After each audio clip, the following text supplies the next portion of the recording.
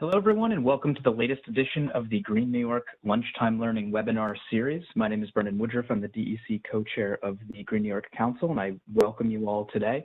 We've got a really great topic today, especially as we're thinking more about our outdoor plans for the summer, where we're going to recreate and what we're going to do. So a couple housekeeping notes before we get started today. Everybody is on mute upon entry, so if you do have questions as we go along, please type them into the chat box.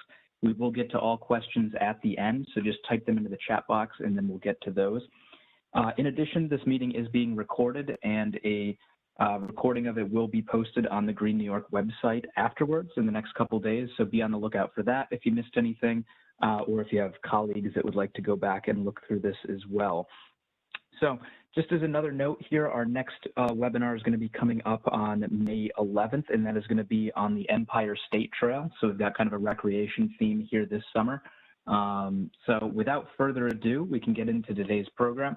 It's my pleasure to welcome DEC's Director of Outdoor Recreation, Laura DeBetta, to talk about sustainable outdoor recreation. Great. Thank you, Brendan, and thank you everyone for signing on today and for inviting me to talk about sustainable outdoor recreation, which is perfect timing as the sun is shining outside and hopefully you're all thinking about getting outdoors this summer and hopefully throughout the year. What I thought I would do today is just start with a very brief overview of DEC's role in outdoor recreation in New York State and talk very quickly about the program that I oversee, the Adventure New York initiative, but then really get into sustainability and give you some hopefully concrete tips that you can take with you as you explore the outdoors, again, in the coming months and hopefully many years of exploration in your life. So just to get us started, many of you might think of DEC as the state's regulatory agency, and we are, and you might, when you think about DEC, think about things like permits, pollution, clean air, clean water, climate change, lots of the work that Brendan is doing as Director of Sustainability. But what you might not know is that DEC is actually the largest landholder in New York State, public or private. We oversee nearly 5 million acres of land and conservation easements all across New York State, and most of that land is available to the public to enjoy for all different kinds of recreation. Now, as you can see here, most of our land is concentrated in the Adirondack Park and the Catskill Park, but we also have state forests, wildlife management areas, fishing sites, boat launches, education centers and youth camps, fish hatcheries, as well as developed campgrounds in the Adirondack and Catskill Park. So as you can see, hopefully DEC plays a really important role in providing the public with access to recreational opportunities all across New York State. So kind of recognizing, I'm sorry, I have to learn how to press the down button at the same time as I talk. So sort of recognizing this huge amount of land and infrastructure and role that we play in connecting New Yorkers to the outdoors, the governor and DEC announced a new multi-year outdoor recreation campaign in 2017 called Adventure New York. And that is the program that I oversee. I think my two team members are also hopefully joining today, Laurel Remus and Kayla Baker. And through Adventure New York, the agency and the state are really trying to advance 4 main priorities. We're working to expand access to healthy, active outdoor recreation and connect people with nature and the outdoors at the same time that we're working to protect the resources that everyone is coming to enjoy.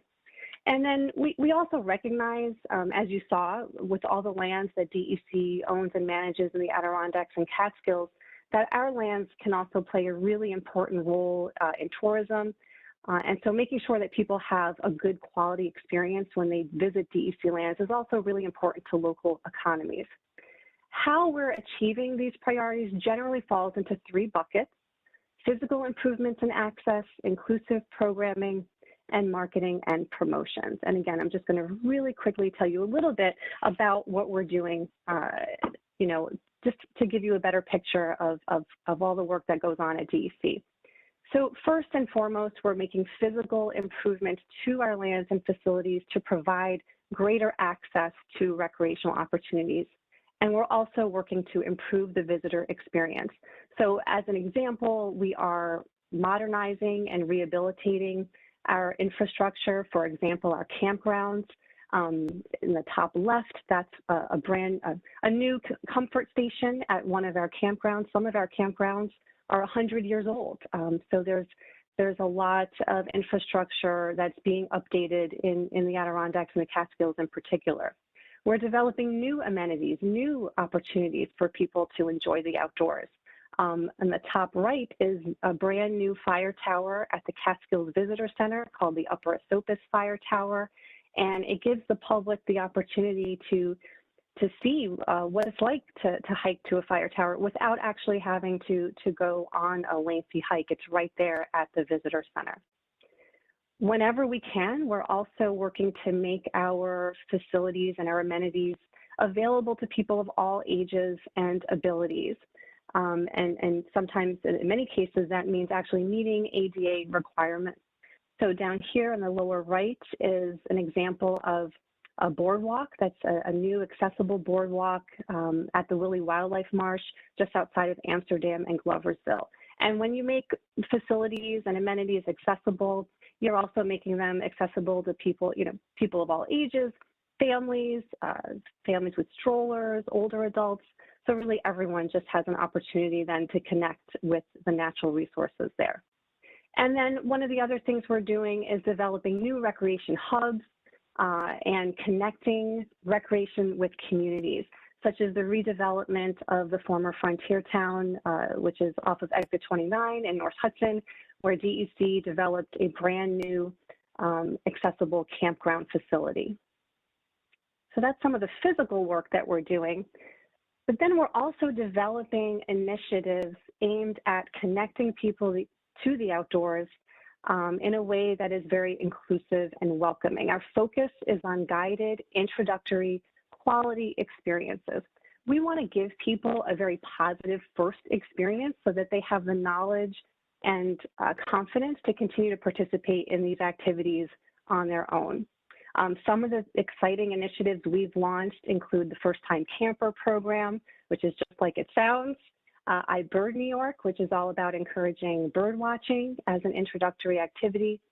Outdoors Day, which I'll talk more about later. And just a little teaser coming soon, a new program we're working on is the state's first statewide birding trail. So stay tuned for more on that soon. And then the last bucket is really all about how do we communicate these opportunities. In many cases, the public may just not be aware of the resources that are available to them. So since the Adventure New York initiative was launched, we've really placed a lot of time and energy into enhancing our communications.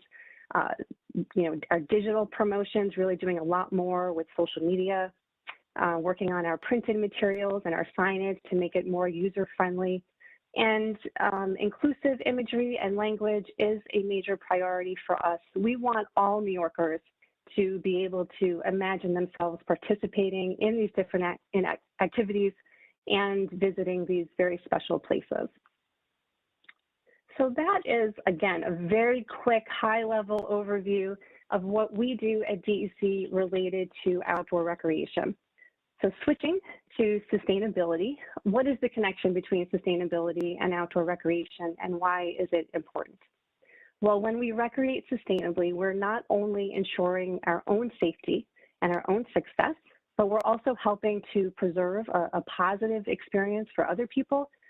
And of course, we're protecting the natural resources that everyone is coming to enjoy now and for future generations. We want everyone to be able to experience the beautiful view or the wildlife that we're encountering. So by recreating sustainably, we're helping to ensure that for everyone. Now at DEC, when we talk about sustainability and outdoor recreation, we're generally talking about a concept known as leave no trace. So the Leave No Trace Center for Outdoor Ethics is a nonprofit organization that provides education and resources to help people recreate safely and sustainably. And what they did was they developed what's known as the 7 principles of Leave No Trace. These are not rules, these are not regulations, although there is a connection to some of them with some of the regulations we have in New York State. But generally, it's a set of guidelines that encourages people to have a positive experience and have a sustainable wilderness ethic. And it teaches us, shows us how we can explore the outdoors while protecting natural resources and spaces at the same time. And what Leave No Trace asks us is what it sounds like. It's asking us to leave no trace that we were there, to leave the outdoors in the same, if not better condition than we found them. Now, Leave No Trace exists on a spectrum. There are, some very basic things that we can all do, no matter how, experienced we are. And that's, I'm going to go over some basics today. But as your adventures become more advanced, then you'll want to go deeper into the principles and understand how you can be even more sustainable in your practices over time. I'm not going to go into all of these in great detail, but really focus on the connections to sustainability and also give us tips that you can all take no matter what adventures you have planned this year. And when I say adventure, I really don't mean anything extravagant. I think of outdoor recreation as anything from swimming at a local beach to hiking or walking in your local park to something more advanced like hiking a mountain or a fire tower, for example. So getting into the first principle. So the first one is planning and preparing. And I'll break it up into 2 parts. So the first part is plan. And with that, there's really 2 key things. One is choosing an experience that is right for you. And then what do you need to know about that experience before you go on it? So we want to make sure that everyone has a fun and safe experience. So it's really important to choose an experience, whether it's a hike or a paddle, fishing trip, that matches your skill level. Oftentimes, people find themselves running into trouble when they take on something that was really more than they were prepared to do. There was just an article in the New York Times last week interviewing national park managers across the country who are really seeing an increase in this thing happening, where people are taking on more than they were really ready for. And we just want you to be safe. We want you to have fun. So find something that matches your skill level. Once you find an experience that's right for you, the second part is, what do you need to know about that trip before you go? And the most important thing is to have a backup plan. What we're finding, especially now during COVID, where the nature and the outdoors have provided great relief for people, and many people are traveling closer to home within the state. Places are getting filled up very, very quickly. So you want to have a list of alternate locations and destinations that you can go to in case the place you wanted to go to as your first choice is full to capacity. So what we're finding is that parking lots and parks are filling up quickly on very nice days. So there are certain things that you can do to help prepare for that. One, check out our agency websites or your local park websites to see what the status is.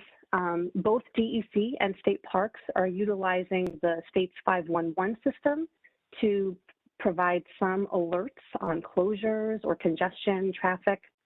The new Parks app, Parks Explorer app, you can actually sign up for alerts about your favorite parks and plan ahead and get information about whether parking has reached capacity, whether the park facility itself has reached capacity. The other thing you can do is, if you're able to, is to visit locations when they're less likely to be as busy. On a weekday, for example, or you might have to go a little bit earlier. If a place tends to fill up by 10 or 11 in the morning, you might try to get there between 9 or 9:30.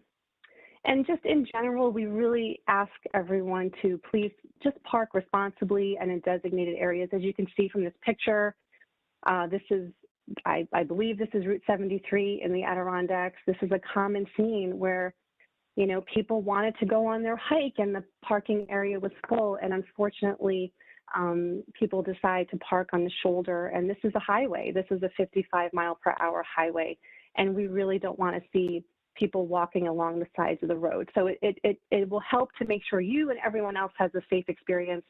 Again, if you choose one that's right for you, and then know what there is to know about a place before you hit the road.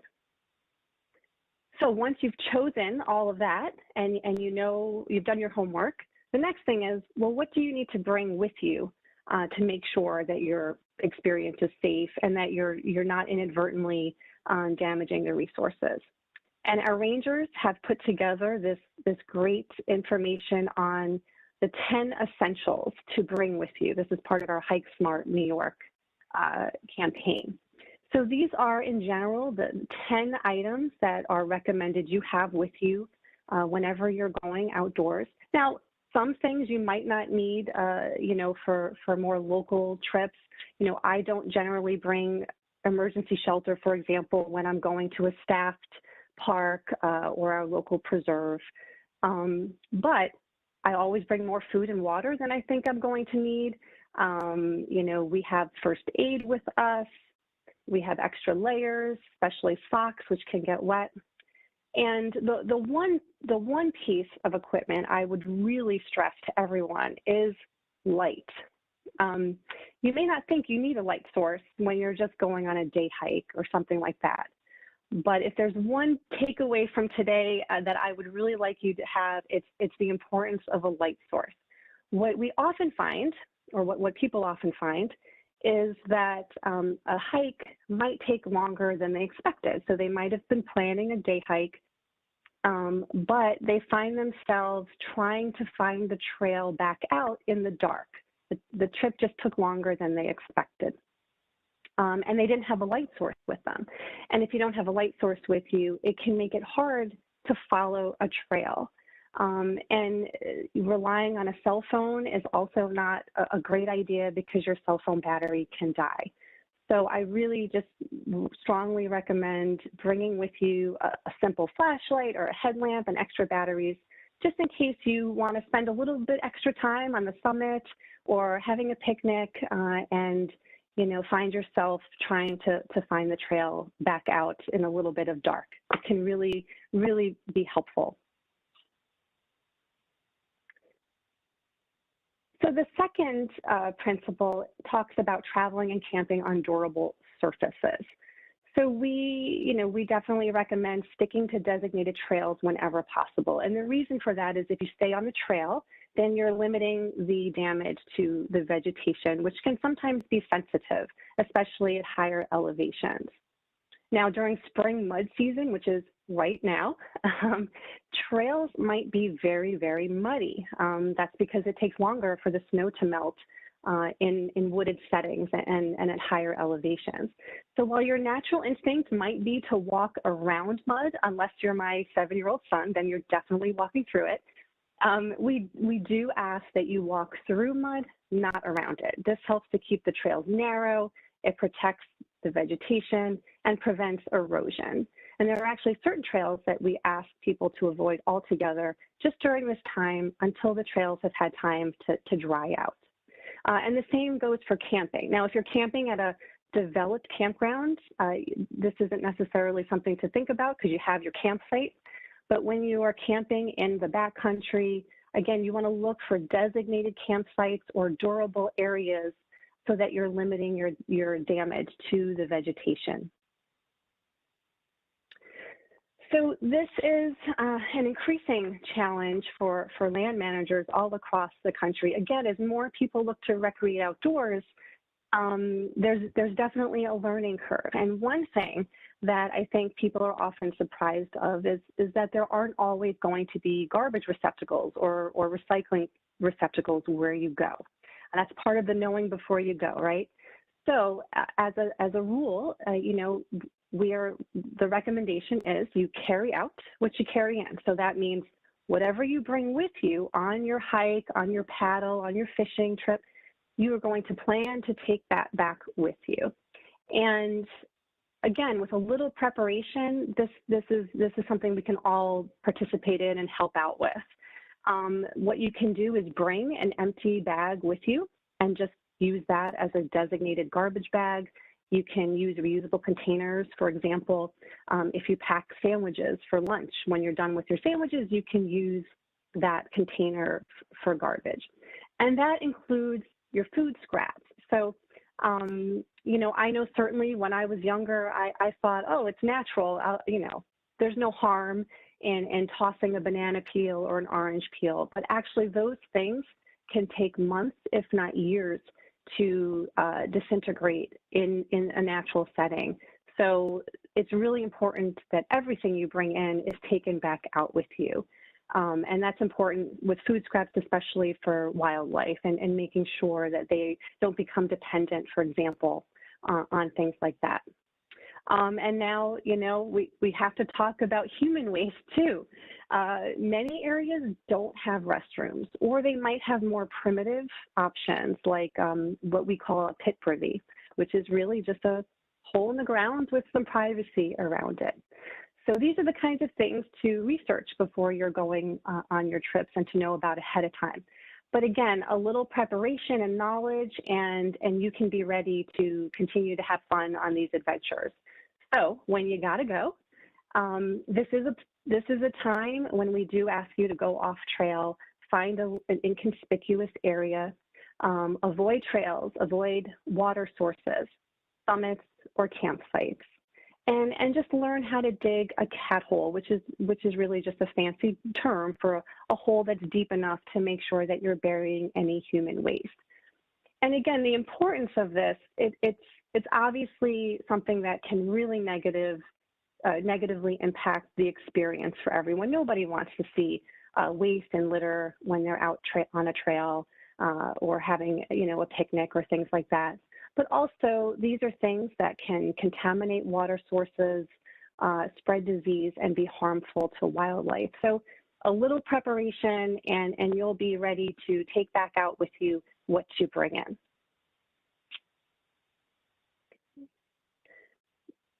The fourth principle, leave what you find. Again, you want to take only pictures. Things like plants, twigs, they can be habitat or food for wildlife, so you want to leave those things there. You know, carving into trees or putting nails into trees to hang things can damage the trees. And it should go without saying, but graffiti is also something you don't want to do when you're in the woods. Sometimes you might find a cool rock or antlers, or historical elements like remnants of structures that used to exist on the property. The idea is to let everyone have the same opportunity to explore and discover. So leave what you find, take only pictures. Just to quickly touch on the last few leave no trace tips. You know, obviously, if you're just going on local hikes or going swimming, you don't need to necessarily think about campfires. But if you are going to be camping and spending the night and are going to be using a campfire, there are ways that you can make sure that that is done safely. Don't burn trash, and also make sure that campfires are actually allowed where you're going. We do have some regulations in terms of where you can actually use campfires. Be respectful of wildlife, don't approach them, pet them, or feed them. And then, you know, last on Leave No Trace, the outdoors belong to everyone, right? We all enjoy nature in different ways for different reasons, and everyone should have the same opportunity to enjoy natural spaces. So, you know, the last principle, which I think is a really important one, is just being respectful and considerate of your fellow nature lovers. So our sustainability team actually spent some time a couple of years ago working with our recreation staff, our campground staff, on looking specifically at camping and how we can promote and encourage more environmentally friendly camping. So a couple of tips that can help you reduce waste, both food waste and trash. starts with packaging. So one thing you might want to do is bring reusable containers so that you can store leftovers and you don't have to toss something because you don't have any way to store it properly. Another thing to do is prior to your trip, you can repack food to take it out of its original packaging from the store and put it into reusable containers. That can reduce trash, avoid waste. Sometimes it also helps to better protect the food from getting damaged in a cooler. For example, there are ways you can repackage eggs so that they don't get damaged and are ready to use when you get to your campsite. When you're cooking and using dishes, you can also cut down on trash by using reusable cooking utensils, mugs, cups, dishes. You want to look for biodegradable and earth-friendly materials like dish soap, sponges, and a water basin. Just like when you have to go to the bathroom, you also want to wash dishes away from any body of water. You don't want to contaminate water with what's called gray water. The other thing is firewood. What you might not know is that the transport of firewood is actually a major way that invasive pests and disease are spread in New York and other places as well. So you want to make sure that you're getting your firewood locally within 50 miles of the place where you're camping. And, you know, there are lots of places that sell firewood and including the campgrounds themselves will usually have firewood for sale right there. There's more tips on our website that I encourage you to check out, especially if you're giving camping a try this summer like many, many people are doing.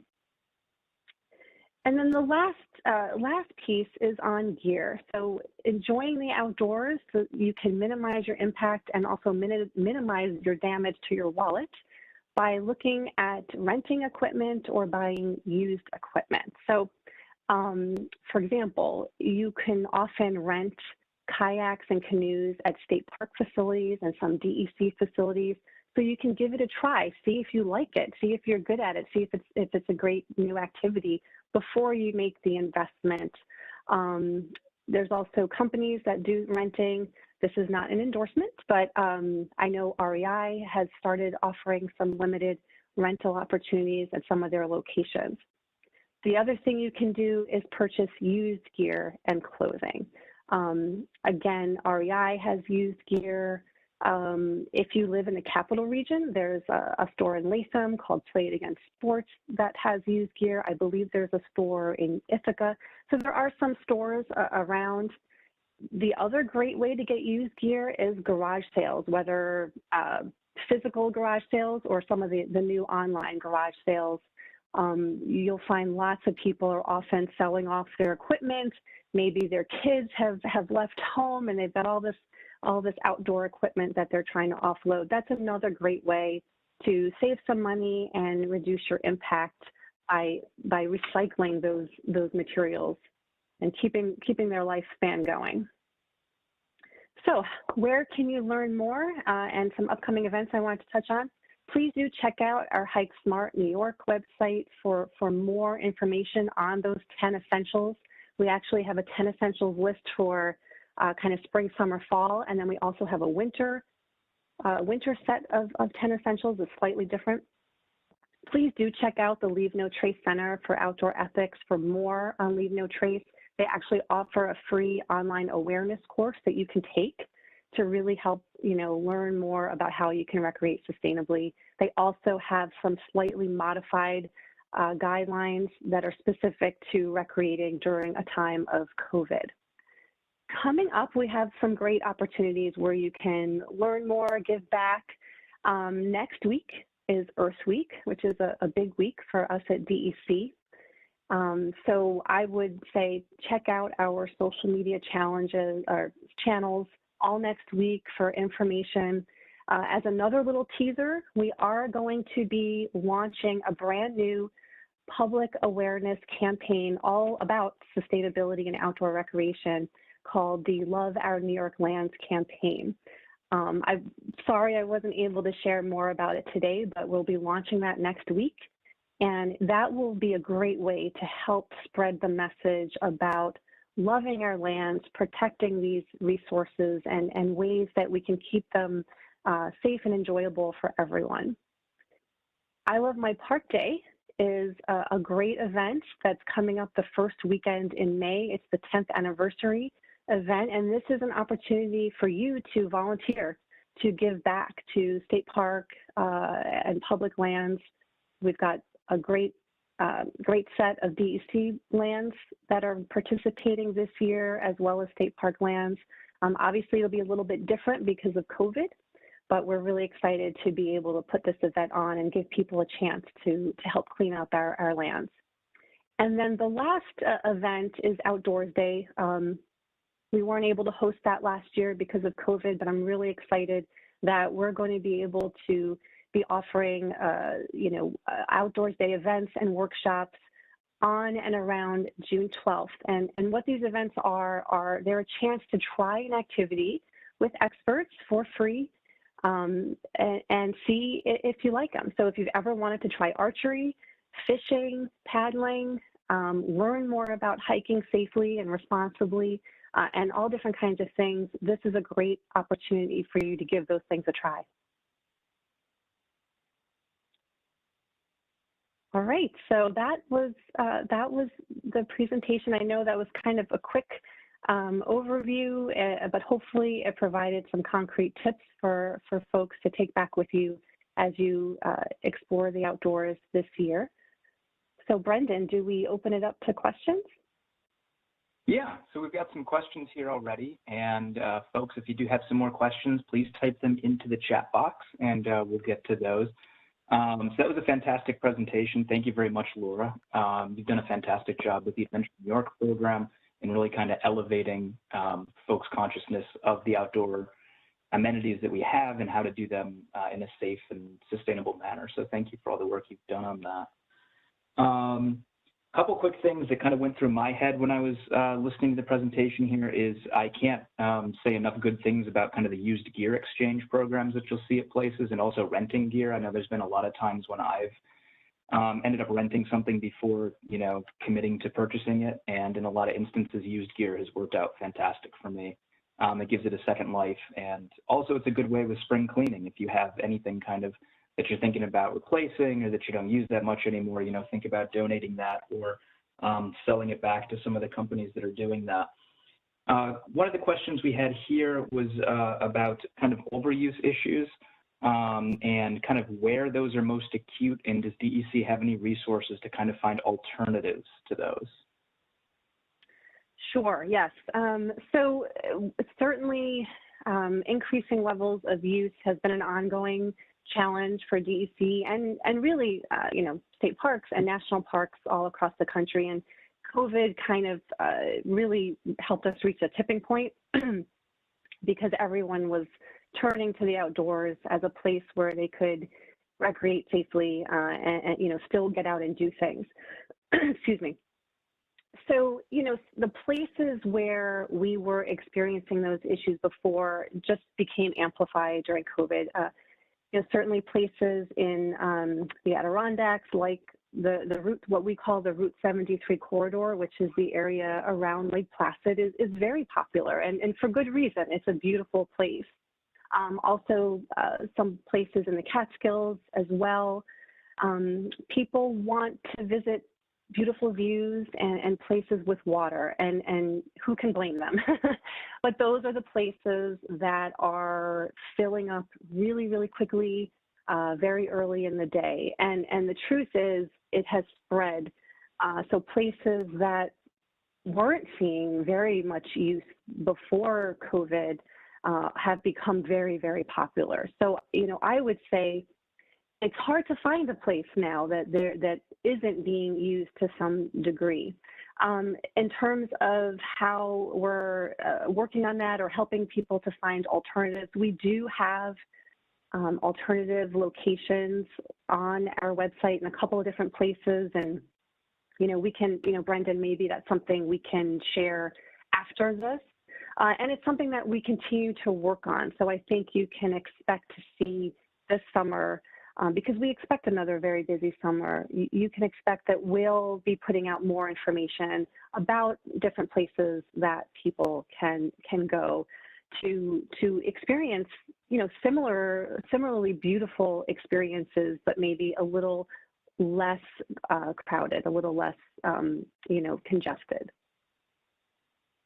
Yeah, and just kind of anecdotally from my personal experience last summer, I avoided a lot of those areas, especially the Route 73 corridor. As somebody who's trying to become a 46er, it was kind of frustrating, but it was the right thing to do. I did a lot of hikes in the southeastern Adirondacks, and those were fantastic. Some of them have views that are just as good as what you're going to get on some of the more prominent mountains.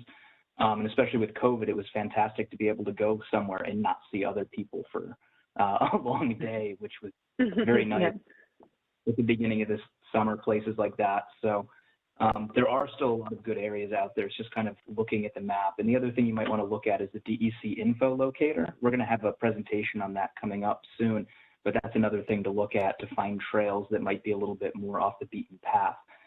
We had another comment here that was also make sure that you take supplies, first aid, and food for any pets that you take with you. So if you do have a dog, make sure that you have enough water for both you and the dog, and food and supplies and things like that. That's a really good tip. And another question here, does the website list trails and sites that have rest areas for people with limited mobility? That's a good question. So we do have a section on our website which describes accessible recreation destinations. So that's a page you might want to check out. I think all of our pages do include information on whether there is a restroom or not, and certainly state parks facilities do as well. So I think generally that information is available on our website. I don't think what you can't do is search, for example, for that particular amenity, but if there's a place that you want to go, that information should be included as part of our description of that place. I mean, I will say though, in general, DEC lands, we do have a lot of porta-johns or privies, but what we don't have a lot of are developed and built restrooms, except at our campground, our developed campgrounds. We have 55 or so campground facilities within the Adirondack and Catskill parks, and those do have generally comfort stations. And another question came in here about state forests. Do those tend to have kind of the same types of trails and amenities and other things like that, or are there any kind of, are they kind of different from a recreational perspective than kind of the forest preserve lands? Well, there's certainly lots of differences in terms of the regulations or the type of experience that you're going to have, but there are many wonderful recreational opportunities in our state forest lands. From hand launch, boat launches, lean-tos, fishing access piers or wildlife watching blinds, and many, many, many miles of trails. So I would say it's probably an underutilized, I would say those are probably more underutilized than those places in the forest preserve. Lots of great opportunities in our state forest. And another question here, I guess overcrowding is a popular one. Have there been any issues with boat launches or kayaking or things on, water bodies in terms of overcrowding as well as the trails? Sure. So I would have to get back to you about specific locations, but it is unfortunately an issue as well with paddling. There are areas in the Adirondacks, for example, where it's an issue there as well. So it does seem like it's not just limited to hiking; it is also paddling as well. It's one of those things where, again, doing some homework ahead of time can help you to get an understanding and a picture about, how popular is this location? How likely is it that when I get there, it's going to be really crowded? And that's why, again, I'll just reiterate the importance of having a plan B.